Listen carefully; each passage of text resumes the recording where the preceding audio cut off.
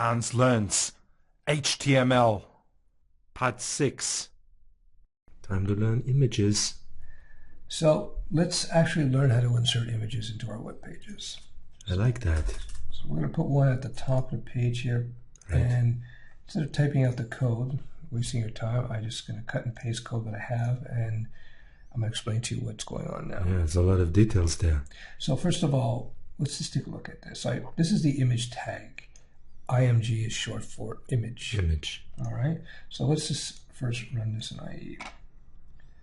Oh, a little flower. So we got our flower going on. So where was the flower initially? Let's take a look at that. We go into our Hanz Learnz folder. Right.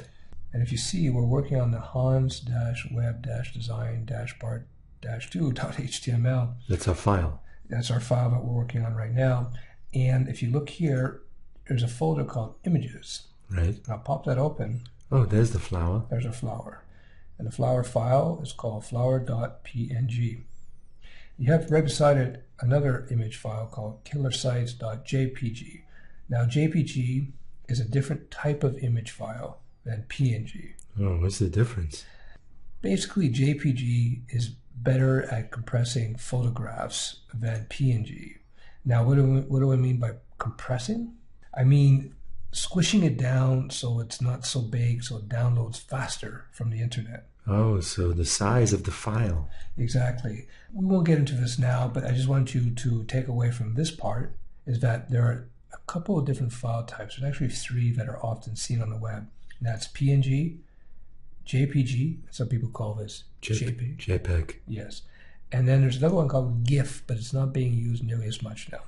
Right. And we won't get into the reasons why. It's part of it is legal, actually. So let's just go back, just understand that. So if we look at our page again, right. I'll edit with Notepad. You notice in our image tag, I have this attribute here called src. What does that mean? This is short for source, as in the source of the image. And because this image happens to be in the images folder, I write it down here.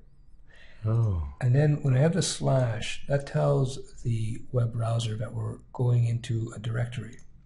And we're going into the images directory. And then we're going to get the flower.png image file.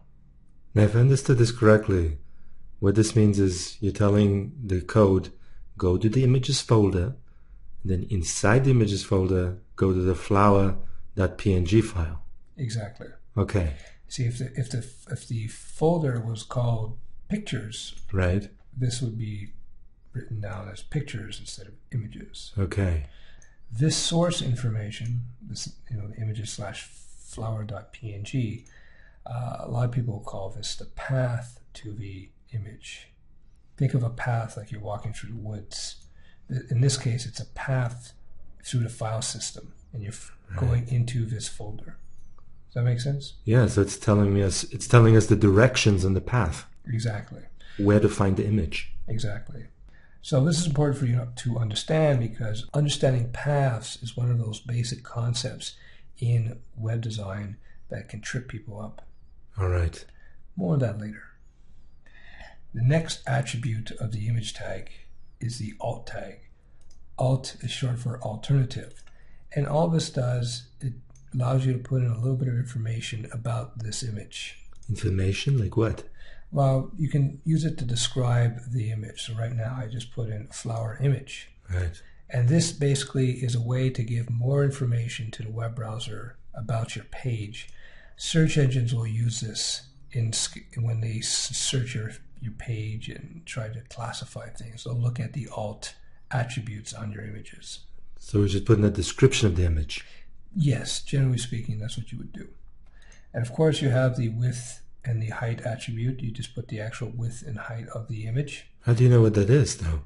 Well, when you're outputting your image from the program that you use to create the image, like Photoshop or Illustrator, you can set that.